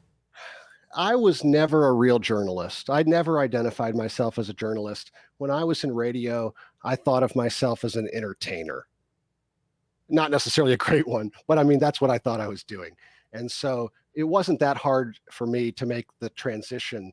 I worked for about 5 years. I was a production director at a little radio station where I was writing radio scripts. So, I mean, I was writing mostly radio copy ads. And so I knew a little bit about the advertising business. I didn't know as much about the public relations business, but I didn't have that transition. And I've never worked in public relations. There's the old adage, right? Those who can do, those who can't teach. So here I am teaching public relations, but I'm pretty academic. We have people here at TCU that are 20-year veterans of the industry that do a great job teaching pragmatic, hands-on kind of stuff. A lot of my work is more theoretical. The classes I teach are mostly media law classes, and so they're not as much about here's how you write a good news release, here's how you convince someone to give you an interview. That's not my real expertise. So I've enjoyed it, but I probably wouldn't be your go-to. If you needed one person to teach you everything about PR, I probably would not be the best fit. So what have you learned about the social phenomenon of apologizing in the age of Donald Trump? Because when he rose in the 2015 Republican race for their nomination, and when he said about John McCain, well, my heroes are people who don't get captured, it was universally regarded by all the elites, journalistic elites and political elites, that Donald Trump would have to apologize. And when he did not apologize, and when he came down that escalator and said, we've got immigrants bringing their problems with them, they bring drugs, they bring crime, they're rapists, and some, I assume, are good people. And he didn't apologize for that, even though all these department stores stopped stocking his brands. He was taking this huge financial hit. I, who has not been excited about a politician, is like, whoa, this is something entirely new. This guy's got balls. He's just going to stand up and say it how he thinks it is. And even if he's wrong, I am just so impressed by the strength of this guy that he can go up against every right and good person telling him he needs to apologize. I mean, the Trumpster was a phenomenon that kind of went against all the conventional wisdom with regard to offending people and making apologies. Did you have any interest in this phenomenon? Well, sure. I mean, I will say, at first glance, I think someone could say that Donald Trump sort of undermines all of the things I've written about when you need to apologize. But here's how I'm going to try to defend my theorizing in this area. What I have said is that if everybody's mad at you, you have to apologize. If everybody likes what you said, you don't have to apologize. If some people like you and some people don't like you, then you have to figure out which groups are relevant to your success, which groups matter. In public relations, we talk a lot about stakeholder groups. Okay, so if you have relevant, important stakeholder groups that are upset with you, you probably need to apologize. But if the only stakeholder groups that are upset with you are the ones that don't matter, and if the relevant stakeholder groups that support you, if your base of support is fine with what you're doing, then keep doing it. That's the strategic path. And basically what Donald Trump demonstrated was that he could get elected at least once, running against Hillary Clinton, without having to apologize for any of the stuff he said. Now, the one thing that he did apologize for were the comments he made to Billy Bush on that Access Hollywood tape. Remember that? Yes.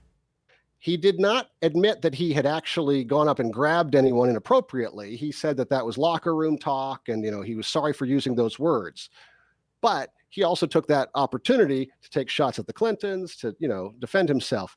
But he did sort of say that he was sorry for using those. I can't remember exactly the language that he used, but yeah, grab him by the wussy. Well, I can't remember the exact language he used in his apology video, his YouTube video about that. That was the closest I remember him ever coming to an apology. And I assume that he had internal information that said some of his base was uncomfortable with that, and he needed to make some kind of a statement. And he did. But the comments that you're pointing out, I'm sure there were plenty of people who said, hey, we're tired of mealy-mouthed politicians. Here's a straight shooter. I mean, that's what you heard in 2016, right? Was, Yes. Let's get somebody who's a disruptor, somebody who's different, get in there, fix it, shake it up. And obviously, he followed that strategy for the next 4 years. I don't think did he ever apologize for anything while he was president? I can't remember him doing that. No, because his brand was, I'm a fighter and I'm fighting the left. They're attacking me. Look at all these unfair attacks. I never give an inch. I always fight. And his supporters felt like he was fighting not just for himself, but for them. So the stakeholders that matter didn't want an apology because that would be a sign of weakness. Now, that wasn't enough to get him over the finish line in 2020, given everything else that happened. But I think that he demonstrated that when there's a lot of dissatisfaction with the status quo, you can build a base of support, even if you're pretty rough around the edges. But the theory, I'm going to try to defend myself a little bit here and say the theory holds. You only have to apologize if the stakeholders who are relevant to your success are offended. Also, most people don't have Donald Trump's strength, right? Sure, most people can't handle the blowback, even if they've got the stakeholders on their side. Most people are not strong enough to handle that. And all sorts of people who think they are strong enough, when they get put into such a stressful situation, they just fold. So you also have to know yourself. Well, and I certainly don't know Donald Trump. I would think that people who are inclined to like Donald Trump will say that he showed strength. I will say that probably people who don't like Donald Trump would interpret him as just being stubborn or pig-headed or maybe narcissistic or whatever, right? So I guess you could spin that either way. But yeah, most people are too empathetic. They just can't live life with all that hate directed at them, justified or unjustified. Most people would cave. I think that's true. Yeah. Now, as our society becomes more divided, right, we have less in common as compared to, say, 1980, let alone 1960, 1940, then we're in a more divisive age. We've got diminished social cohesion and social trust. I mean, it used to be that you didn't need to lock your doors. So in a more divisive age, we should expect more pseudo-apologies, because some people are just not going to want to see, bowing down to some, outgroup. Right. My theory would suggest that the more different groups there are that want different things, that value different things, the harder it's going to be to satisfy the ones that matter with a genuine apology. If Rush Limbaugh, going back to our initial example there, if he had said, look, Sandra Fluke had a right to talk about birth control. I mean, it's an important issue in her life, and I shouldn't have made fun of her. Obviously, that's something we ought to debate. If he had said something like that, his base would have been furious at him, I think.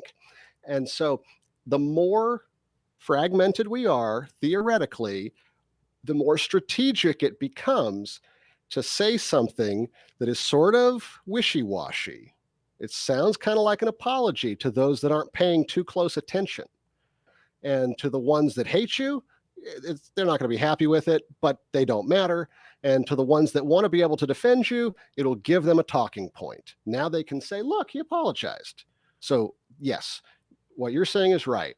If my theory holds, then the more fragmented we get as a society, the more the pseudo-apology will be strategically advantageous. Also, I'm just thinking off the top of my head about the rise of civil rights, which then had all sorts of implications for anyone running a business. They then had to start up HR departments. You did not have these massive HR departments. They become largely staffed by women, and you had to be seen as a business doing all these things to proactively pursue diversity and inclusion, because that would make you purportedly less liable to get sued. And so we've essentially had the rise of effectively speech codes in the workplace.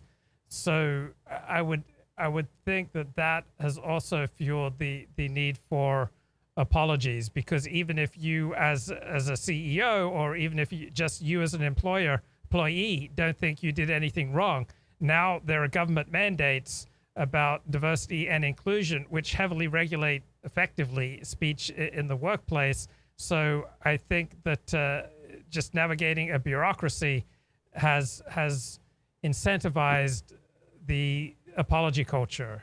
Any thoughts? Well, I would say this.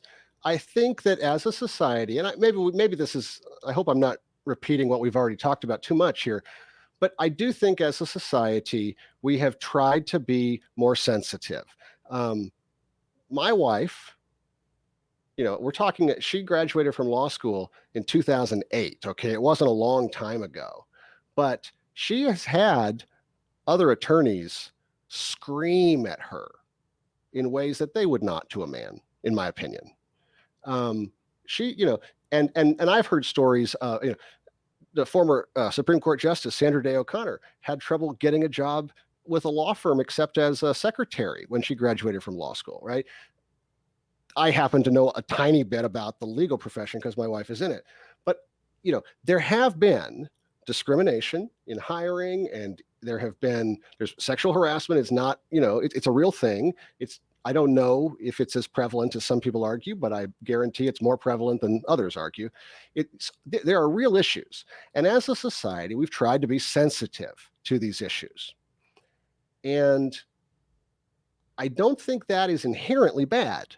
Sometimes we go too far in trying to use regulation to fix every little misdeed that people commit. But in principle, I'm in favor of trying to make sure that people aren't being discriminated against in the workplace and so forth. Here's the thing, though. Human beings screw up. Human beings say things that are offensive, sometimes on purpose, but sometimes as an accident.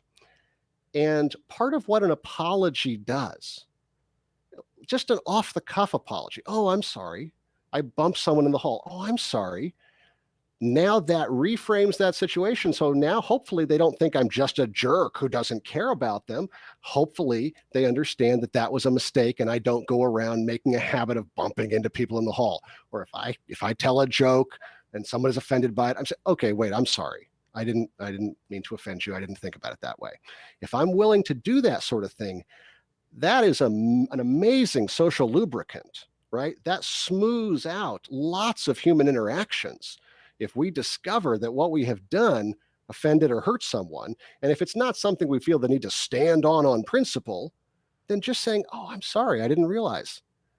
A lot of times that just makes human life better. So I think I'm agreeing with you in part. Maybe I'm disagreeing with you in some part there. But yeah, when we're paying attention, we have to use some apologies. Whether these developments are good and bad, they've definitely fueled more of an apology culture. Yeah, I think that's right. I think you're right. And then I'm wondering if we've become a less individualist society with the rise of people taking offense on behalf of their group. So perhaps, in the words of Tom Wolfe, his last novel, Back to Blood, we've become perhaps a more tribal society, and therefore more people are taking offense on behalf of their group. Is that perhaps another contributor to apology culture? I'm open to that argument. I think I've made something close to this point a couple of times here. I think social media is bad for us. I'm not saying we should ban it. I'm not saying people shouldn't have social media accounts. I don't want regulation of it, but I think it's mostly bad for us. It's like donuts, right? I love donuts, but they're bad for me. Social media reinforces that tribal instinct like crazy, I believe. We follow who we want to follow. And if we follow anybody who's not part of our group, it's just so that we can go after them when they make a mistake and do something dumb. I think the fragmentation of other types of media, right? You don't have to watch the ABC Nightly News or the CBS Evening News. You can choose to watch MSNBC and hear all of your left-wing beliefs reinforced, or you can choose to watch Fox News and have all of your right-wing beliefs reinforced. You can find someone to tell you what you already think somewhere on the internet all the time. If you don't want to challenge yourself to different ideas, you don't have to. And so we have made it really easy to isolate from out groups, create your own in group. Yeah. And I think that, and I do think we have an instinct to it. I think human nature tends towards tribalism. And so we have to fight against that actively. It's like rowing upstream. If you stop rowing, you're not going to stand still. You're going to go down the stream. Down the stream is tribalism, in my opinion. And so, yes, I think the more tribal we are, the more quick we are probably to be offended by something that an outsider does and to demand apologies. And for somebody who wants to navigate between different groups, that's one of the things public relations is supposed to do, be a boundary spanner. Your client may be cloistered in the C-suite and not know what they're saying about him or her on social media, not know what they're saying out in the real world. Part of your job as a PR person is to go out there, find out what they think, come back to your client and be like, people are mad. This is why. And if you want to be able to build relationships between different groups of people, it's inevitable that you're going to screw up. You're going to commit faux pas. And if you're willing to use apologies, then it's probably going to be a little easier to navigate that. I'm just thinking, like with everything else, more intelligent people are going to be better able to navigate apology culture than less intelligent people, because being able to see for yourself where you need to apologize, that requires empathy. And empathy is a function of putting yourself in other people's shoes, which is a function of cognitive ability. It's abstract thought.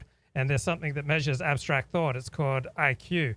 So not every intelligent person is empathic, but the ability to have empathy depends on the ability for abstract thought. So along with everything else in our culture, it really helps to navigate apology culture to be smarter rather than dumber.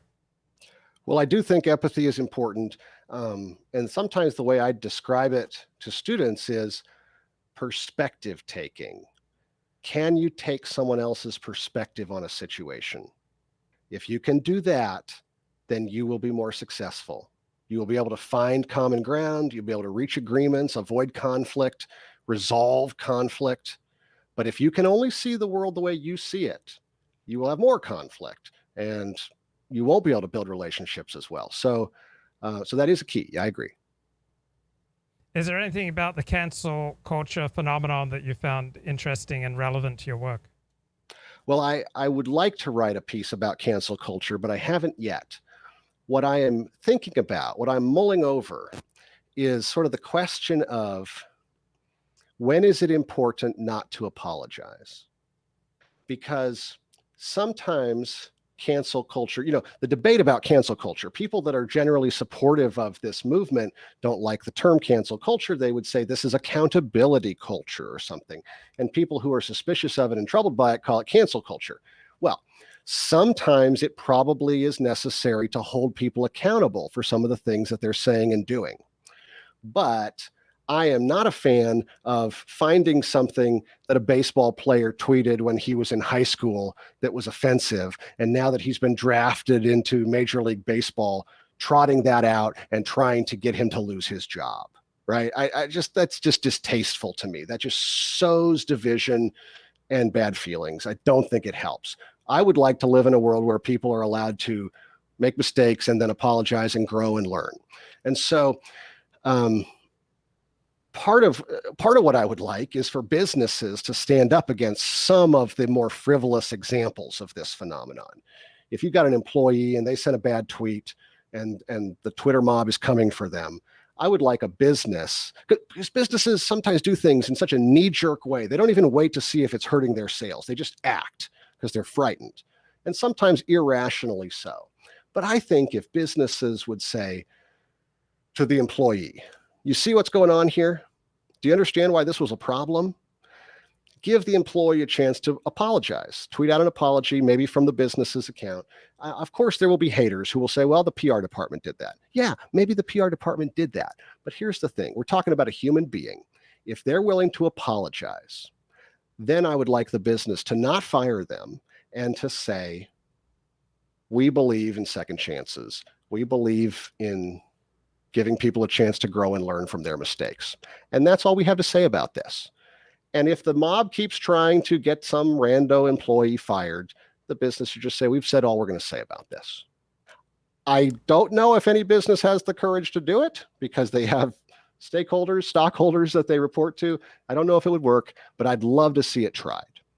Now, sometimes it really was a bad offense and somebody probably deserves to lose their job. And in that case, I'm kind of okay with it. But I think there are times when you just have to, and then so then there's other times when you haven't done anything wrong. You just had a political opinion that someone didn't like.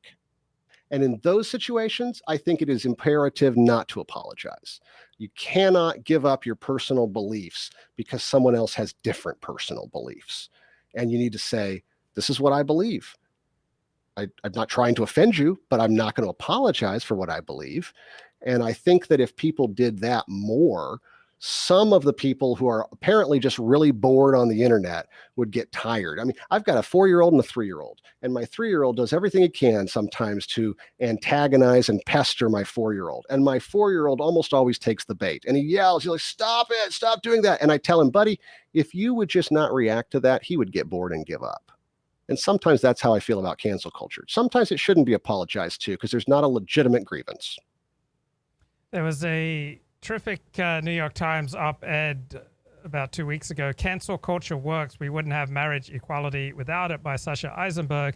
And the struggle for same-sex marriage equality was new in that people who donated to the anti-same-sex marriage, they started getting targeted and boycotted, and their names and addresses got put everywhere. So this is the first time in my memory that just people who donated to a particular option, this was even the winning option in California, they got individually targeted, their businesses got targeted.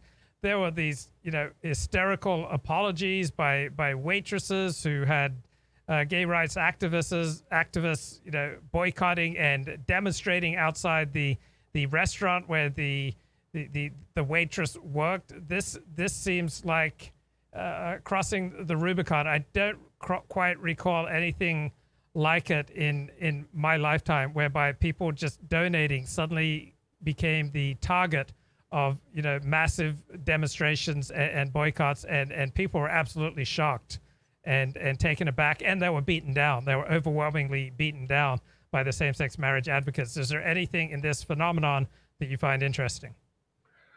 Well, the first thing I'll say is, I don't know a lot of people who deny that cancel culture works. That's not an insight. Of course it works. That's part of the reason that some people are very troubled by it. It does lead to people getting fired. It does lead to some people not feeling comfortable expressing their personal views. It does all of those things. And yes, there are some views that we would rather not hear as polite society, some views that we disagree with strongly.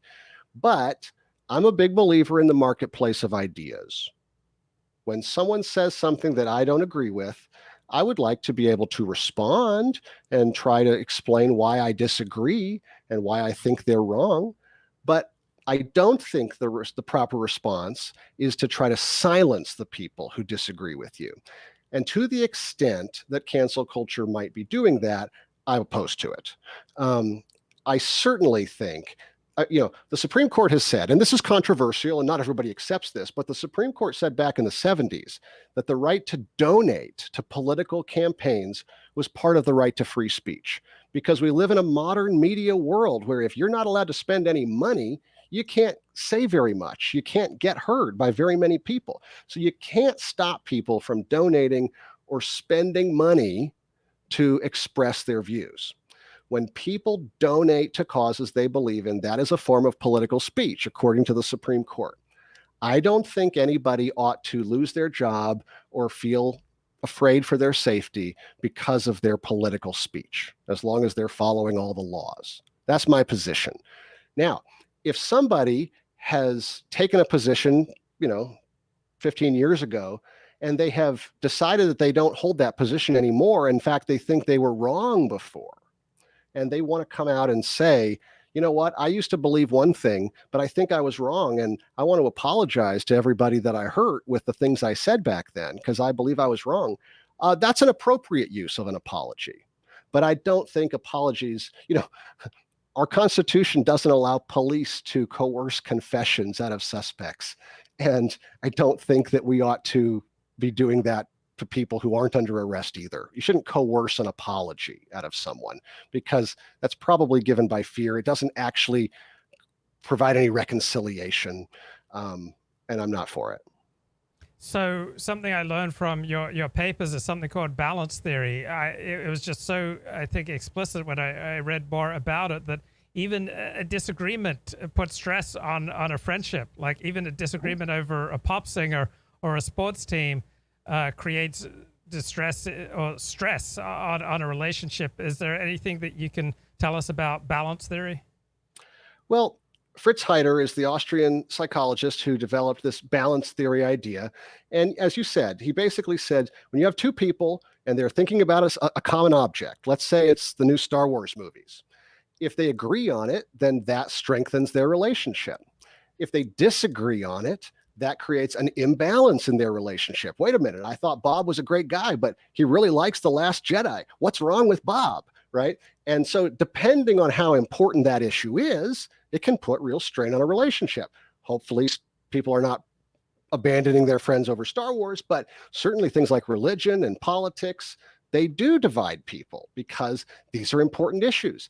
And the only way to have a balanced relationship is either to decide, okay, I agree about this issue. Okay, I agree that The Last Jedi was a great movie. Bob really likes it. I will like it too. That's fine. Or I guess Bob's not such a good guy because Bob loves this terrible movie, right? Those are the options. Now, in a meaningful relationship, there are a million of these things that people can have, common perspectives on. So my wife likes crunchy peanut butter. I like creamy peanut butter. We resolve that by having 2 jars of peanut butter. It's no big deal. But if we disagreed strongly about politics or religion, that would create a real imbalance in our marriage. And so when the reason it's relevant to apologies is because if I hurt you, then my action is something that I did. Obviously, I was willing to do it, but it hurt you. So I like it and you don't like it. That automatically creates an imbalance in our relationship. And what I have tried to argue in some of my papers is if I apologize, it's like telling Bob, okay, you're right. Last Jedi was a good movie. I am changing my position on the object. In this case, it was my bad action. I'm changing my position on it so that our relationship can come back into balance. But it's a pretty simple theory. And in my opinion, most of the best social scientific theories are very simple. They're so simple that after you hear them, you're like, well, obviously, you don't have to be a genius to come up with that. And you probably don't. But you have to articulate it in a clear way so that people can use it to extrapolate from that theory, applications for various different situations in life. And that's kind of what I was trying to do by extending that balance theory to talk about how apologies work. Now, you did a paper on the ethnic, racial, religious, and demographic predictors of organ donor registration status. And if I had not even read the paper, I did read the paper, but I would expect that the core of a country rather than the fringe would be much more likely to donate organs, would be much more likely, say, to pay taxes honestly, would be much more likely to serve on juries, would be much more likely to serve in the military. And this is exactly how it breaks down. It's the non-Catholic Christians who are the core of this country. This country was founded dominantly by Protestants. And so they were the most likely group to be registered donors, followed by Catholics. And then you keep going out and out and out to people who are further estranged from the white Protestant core of the country. So it seems to me that you would expect the core of a country to be more patriotic, to be more pro-social, because this is their country. And you would expect people on the margins to be less patriotic and to be less pro-society because they identify less with society. So it seems to me, before I even read your essay, I would think that those who identified most strongly with society would be the most likely to register as donors, and those who have more ambivalence about the society would be less likely. And this seems to be how your study broke down. That's excuse me. Yeah. So, I mean, I do think that people who see themselves as pro-social also tend to be more likely to sign up for organ donation. That seems to be true. The really interesting thing about that study, and this may not be very germane to our conversation, but that study was conducted when I was teaching at the University of New Mexico, and I did it with several colleagues there. And the University of New Mexico and Albuquerque in that area has a lot of Indian reservations. And part of what the impetus for that study was trying to understand how Native American traditions and religions influenced people's willingness to sign up for organ donation. And so I would just say this: there are people, depending on what sort of religious tradition or cultural tradition that they come from, there are people who might be quite pro-social, but they believe for religious reasons either that their body needs to be buried a certain number of hours after death, or that it has to be intact, or whatever, and so they don't feel free to donate. And so I don't necessarily want to say that people in that situation aren't pro-social, right? I just think that they have other beliefs that are barriers to organ donation.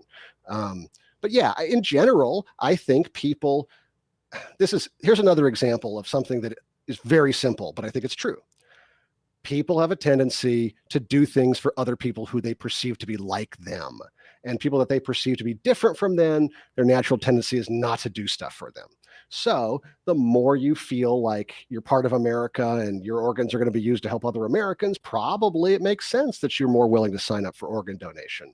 And the more if you're suspicious of it, if you feel like it's going to be used to help people that you don't support or something, then you might not do it. But there's other reasons that people don't sign up for organ donation. I don't think that people who don't sign up are necessarily bad people. Right.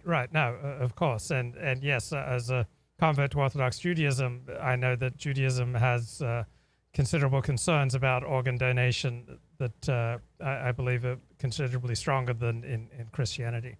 So right. Is there anything I should ask you before we wind up? Well, no, I mean, I've enjoyed our conversation a lot, and thanks for all the good questions and letting me ramble on quite a bit. I think in the short term, I think apologies are going to continue to be really important.